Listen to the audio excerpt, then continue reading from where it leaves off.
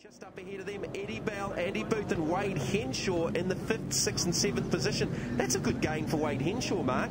Yeah, we expect to see him that, to be honest with you. I spoke to him after qualifying and they made a change. Going into qualifying, it was the wrong way. So the good news about that, today they go in the exactly opposite direction. Well, it's been a while since we've seen Wade Henshaw in the championship. He made an appearance in that car at the ITM 400 as support for the V8 supercars.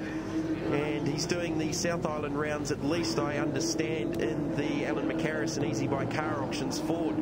Yeah, I think the plan is to do Manfield round in the ITM 400 at Hamilton, so they'll continue developing. But to me, Wade Henshaw is the Andy Booth, but in the Ford world, he doesn't know when to quit. He's just a hard charger, and it's 110% every corner of every lap. Oh, he's a great engine builder, we know, but I mean, probably one of the most underrated drivers in the country. We haven't seen him racing for a little while, as Angus Fogg's got the inside run here on Martin Short.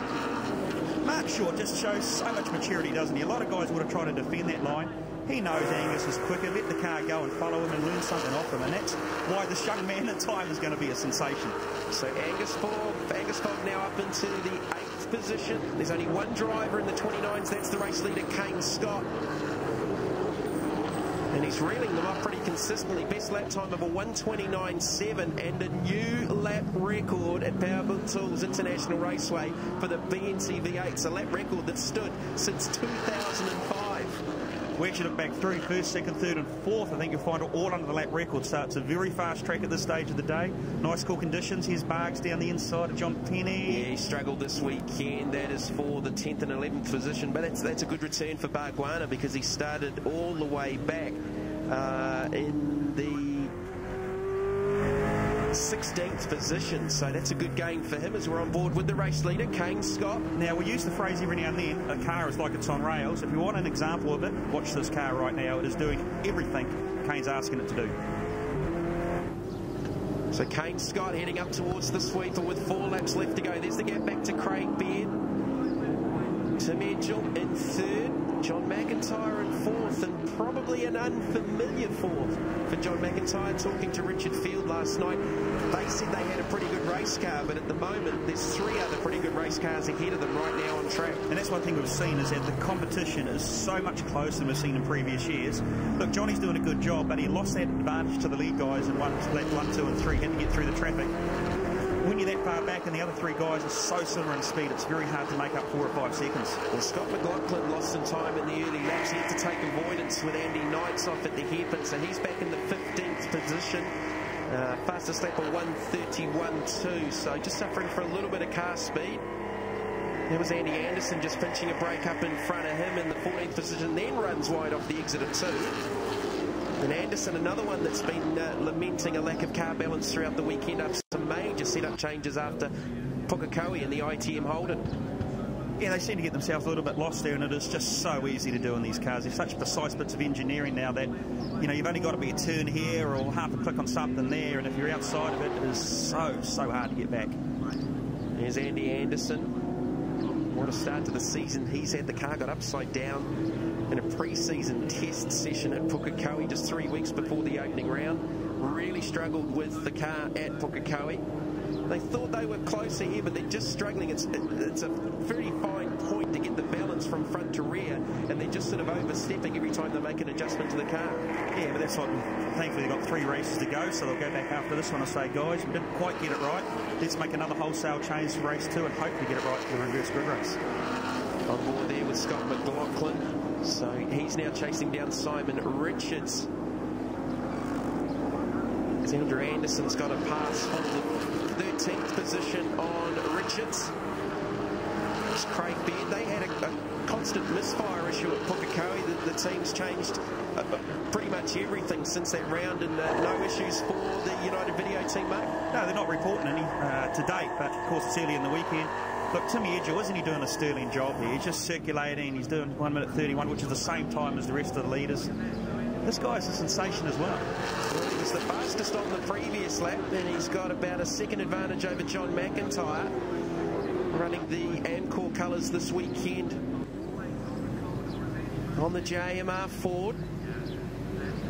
4th in the points at the start of the weekend, just 20 out of the series lead, and that's not a bad effort considering that big smash at the end of race number 3 in Pukekohe. We'll see how he's driving. Johnny's just staying off all the curbs, doesn't want to compromise anything. But you're right, it was a big hit at Pukekohe, but as they say, something good comes out of something bad. The team's found a few other issues, and they fixed those. Fortunately, just this weekend, not paying the results that he had hoped for. Mark, and highlighting how competitive the championship is after the first round of Pukekohe, the top 10 are covered by just 76 points. That's 1 point outside of a race win. So that is just so tight. Kane Scott going into this weekend, he's the race leader, 10th in points. He just proves, oh, here we go. Eddie Bell, he's gone off in the independent fisheries forward. Well, he was in a battle with Andy Booth for that 5th and 6th position, and he's done it himself on the peak replay, just locked up the rear brakes into the hairpin. Oh, he'll be kicking himself for that. That's actually coming onto the front straight, so that's the last corner. It's a pretty high speed one, and it's very easy to out-catch yourself and brake, and exactly what happened to poor old Eddie. So Johnny Mack trying to make some gains. We're just hearing that Paul Manuel, all that damage on the front is getting the black and white flag. 1 lap to go. You've got to question yourself, why do they wait so long before they actually do anything about it? On board with John McIntyre as we follow the Encore Falcon through the infield here at Powerbuilt Tools Raceway in the 4th position. Kane Scott is your race leader with a 3-second advantage over Craig Baird with Tim Edgell, the further 2.5 back. So Kane Scott's really got control of this race, looking to get some much needed points back in the championship chase, which really at the end of this one is looking likely to tighten up even more. Yeah, it is. Look at Johnny McIntyre, he's fighting that car at every opportunity. Here we go, coming onto the front straight, steering wheel hard to the left. The best indication to see how the car's handling is look for the white bit in the steering wheel. When it's perfectly up and down here in a straight line, so you see it disappear, means he's given the thing a lot of steering lock. Last lap board for Kane Scott in the Fujitsu Ford. Looking for the first win for the new Racing Projects team, headed by Nigel Barclay. Just staying on board here with Kane, he's got the eyes on.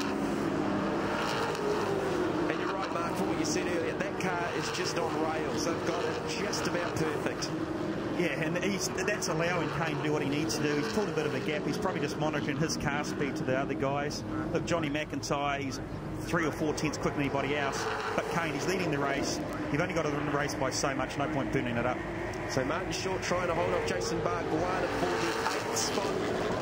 Further down the field, they're about 20 seconds down on this car. The Kane Scott, former 2-time series champion, didn't have a great season last year. Tim Edgell's off, out of the 3rd position. Actually looks like a mechanical failure because he's making no attempt. Look at the front of the car covered in grass. Yeah, look, no smoke, maybe something else that we just can't see. Tim Edgell, 3rd in the championship going into the round. Here's the peak replay. Something underneath the car's hanging down there. Has that done a drive line, maybe a drive shaft? Quite possibly, yeah. Wow, Tim Edgell out of the 3rd position. Kane Scott in control out of the final corner. It will be the Fujitsu Ford in the number 1 position at Powerbuilt Tools Raceway for race number 1. Craig Baird will pick up 2nd. John McIntyre gains a spot and will finish 3rd. But Kane Scott dominant in race number 1. The first of the Holden's home will be Andy Booth. He will pick up a 4th place finish in the Rock FM Holden Commodore. Angus Fogg, that's a great recovery to 5th. Wade Henshaw with the top 6. But Kane Scott and the Racing Projects team will be pretty happy with that. He's won the first race for the NZV8's from Powerbuilt Tools Raceway, and a new lap record on the way to victory. Craig Baird 2nd. He will take over the championship lead. John McIntyre 3rd. Andy Booth in 4th, followed by Angus Fogg, Wade Henshaw, Martin Short, Jason Barguana, John Penny, Andrew Anderson completes the top 10. Well, I'm here with the winner, Kane Scott. I watched you get helped out of the car there by Mark Petch. I suddenly felt quite young. Oh, come on, buddy. No, just get a bit tangled there. Gee, car was great. You know, just a real credit to the guys. The work they've put in, it's just fantastic. Couldn't wish for a better car. I don't know if they told you over the radio, but you've smashed the lap record as well. I didn't actually see a lap over it, actually. The car was great from the get-go, you know. But, hey, all the cars are fast this year, aren't they? So, stands for some pretty good racing this afternoon, I think. You're smiling again, mate. I've been smiling all the time, mate, just on the inside. Good to see. Well done, Kane Scott.